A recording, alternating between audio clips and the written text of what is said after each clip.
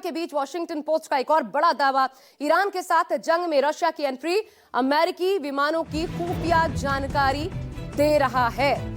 एक और बड़ा दावा आपको बता दें, मिडिल ईस्ट में अमेरिकी युद्धपोतों की जानकारी दे रहा है। रशिया ईरान को चोरी चुपके ये मदद की जा रही है।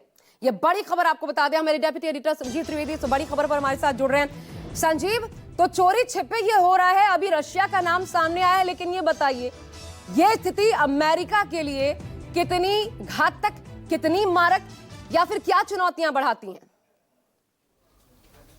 देखिए, अगर ये सच है तो बहुत ही खतरनाक है और आप कह सकती हैं कि बिग पावर इन्वॉल्वमेंट यहां से इस युद्ध में शुरू होता है।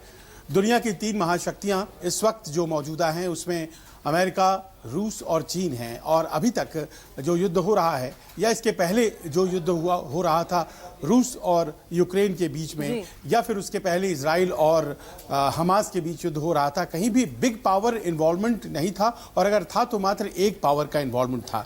लेकिन अगर मान लीजिए लॉजिस्टिकल सपोर्ट के जरिए ही रूस की एंट्री इस वॉर में होती है जहां अमेरिका ईरान के खिलाफ लड़ाई लड़ रहा है, तो कहा यही जा सकता है कि 2 महाशक्तियां एक साथ एक युद्ध में ऑपरेट करने लगेंगी।